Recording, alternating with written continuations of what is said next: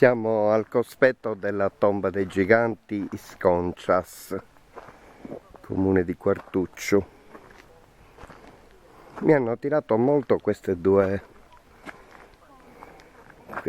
strutture, probabilmente servono per immagazzinare acqua, magari vedere le stelle e la luna che si riflettono sull'acqua quando piove. Massi enormi, come possiamo vedere,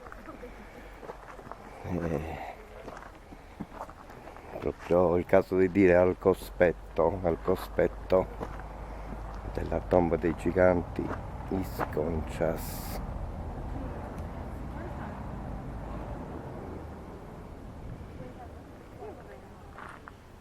in mezzo a una natura incontaminata.